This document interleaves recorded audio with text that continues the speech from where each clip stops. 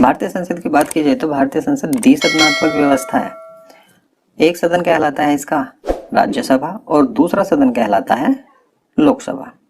लेकिन संसद यहाँ से ही कंप्लीट नहीं होती, इनके लिए कैंडिडेट की आवश्यकता होती है और वो है भारत के राष्ट्रपति। काफी बार एग्जामों में ऐसे करके क्वेश्चन पूछा जा चुका है कि भारतीय संसद के अभिन्न अंग कौन कौन से हैं। तो भारतीय संसद के जो अभिन्न अंग हैं वो है राज्यसभा, लोकसभा और राष्ट्रपति। इनसे मिलकर ही संसद कंप्लीट होती है। राज्यसभा की बात की जाए तो राज्यसभा को उच्च सदन कहा जाता है, लेकिन उच्च सदन के साथ साथ ही इसे द्वितीय सदन कहते हैं और लोकसभा को निम्न सदन कहते हैं और निम्न सदन के साथ साथ ही एक प्रथम सदन कहलाता है। राज्यसभा स्थायी सदन कहलाया जाता है और लोकसभा अस्थायी सदन कहलाया जाता है। लोकसभा को दरअसल अस्थायी सदन क्यों कहा जाता है? क्योंकि लोकसभा का अपना खुद का कार्यकाल होता है। क्योंकि काफी बार सुनने में आता है कि 17वीं लोकसभा का चुनाव था, आने वाले समय में 18वीं लोकसभा के चुनाव होंगे, 17वीं से पहले 16वीं लोकसभा के चुनाव हुए हैं। तो लोकसभा का अपना खुद का कार्यकाल होता है, वो होता है 5 वर्ष का। लेकिन 5 वर्ष से पहले भी इसे भंग किया जा सकता है किसी असामान्य स्थिति में। यदि मंत्रिपरिषद के किसी मंत्री के प्रति अविश्वास प्रस्ताव आ जाता है तो भी लोकसभा को भंग किया जा सकता है। यदि प्रधानमंत्री अपनी मंत्रिपरिषद के साथ खुद रिजाइन दे दे तब भी लोकसभा को भंग किया जा सकता है 5 वर्ष से पहले। और यदि राष्ट्रपति को ऐसा लगे कि मंत्रिपरिषद सही से कार्य नहीं कर रही है तो राष्ट्रपति इसको भंग कर सकता है 5 वर्ष से पहले। लेकिन राज्यसभा के साथ ऐसी कोई कंडीशन नहीं होती। इसके जो सदस्यों का कार्यकाल होता है वो 6 वर्ष का होता है और वो अपने कार्यकाल को कंप्लीट करते हैं। राज्यसभा का अपना खुद का कोई कार्यकाल नहीं होता।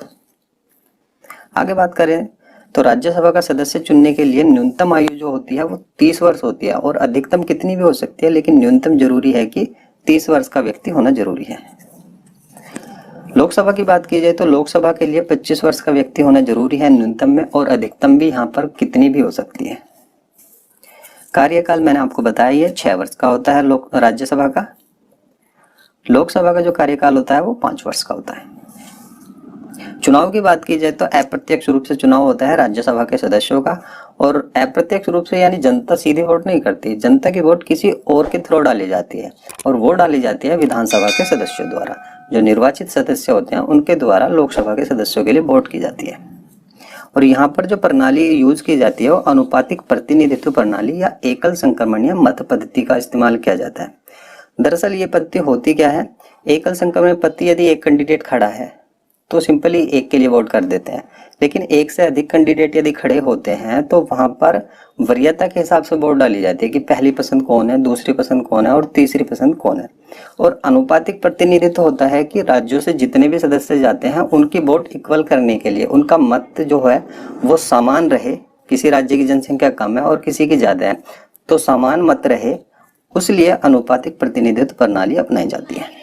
लोकसभा की बात की जाए तो लोकसभा का जो चुनाव होता है वो जनता द्वारा प्रत्यक्ष रूप से होता है। जनता सिंपली वोट करने जाती है लोकसभा के सदस्यों के लिए। राज्यसभा की बात की जाए तो राज्यसभा राज्यों का प्रतिनिधित्व करती है और वहीं लोकसभा राष्ट्र की जनता का प्रतिनिधित्व करती है। राज्यसभा के 1/3 सदस्य प्रत्येक 2 वर्ष बाद सेवानिवृत्त हो जाते हैं, यानी रिटायरमेंट ले लेते। ये शेड्यूल एक ऐसा तैयार किया गया है कि इसके जो कुल कैंडिडेट होते हैं उसका 33% हर 2 वर्ष बाद रिटायरमेंट ले लेता है, या ये कहें कि 1/3 सदस्य हर 2 वर्ष बाद रिटायर हो जाते हैं। लोकसभा को लोकप्रिय सदन कहा जाता है। और अब बात कर लेते हैं भारतीय संसद के स्ट्रक्चर की। केंद्र शासित प्रदेशों से कितनी सीटें चुनी जाती हैं, राज्यों से कितनी सीटें चुनी जाती हैं और क्या इसका स्ट्रक्चर है, मनोनीत कितने किए जाते हैं और निर्वाचित कितने होते हैं। भारतीय संसद की बात की जाए तो भारतीय संसद को संविधान के भाग 5 में बताया गया है और इसके लिए जो अनुच्छेद आ जाता है वो 79 आता है। वहीं राज्यसभा की बात की जाए तो राज्यसभा जो है भारतीय संविधान के अनुच्छेद 80 में है और लोकसभा 81 में है। अब देख लेते हैं राज्यसभा के स्ट्रक्चर को। राज्यसभा का स्ट्रक्चर देखिए 2 तरीके से बताया गया है, एक अधिकतम सदस्य संख्या और एक वर्तमान सदस्य संख्या। अधिकतम सदस्य संख्या की बात की जाए तो अधिकतम सदस्य संख्या से मतलब ये है कि अधिकतम इससे ज्यादा नहीं हो सकती, जितनी सदस्य संख्या बताएंगे उससे अधिक नहीं हो सकती। और वर्तमान में हमारे पास कितनी सदस्य संख्या है, तो अधिकतम की बात की जाए तो हमारे पास 250 सदस्य संख्या है और वर्तमान में ये सदस्य संख्या 245 है।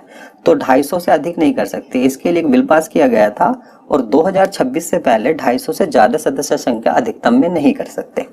सबसे पहले अधिकतम का स्ट्रक्चर देख लेते हैं कि अधिकतम के स्ट्रक्चर में राज्य से कितने सदस्य चुने जाते हैं और केंद्र शासित प्रदेशों से कितने सदस्य चुने जाते हैं। अधिकतम में देखिए दो तरह से सदस्य आते हैं, एक तो मनोनीत और दूसरे आ जाते हैं निर्वाचित। मनोनीत की बात की जाए तो मनोनीत 12 सदस्य किए जाते हैं राष्ट्रपति के द्वारा। साहित्य, कला, विज्ञान कुछ ऐसे क्षेत्र बताए गए हैं तो उनसे 12 सदस्य राष्ट्रपति चुनकर मनोनीत कर देता है, उनके लिए चुनाव नहीं होता।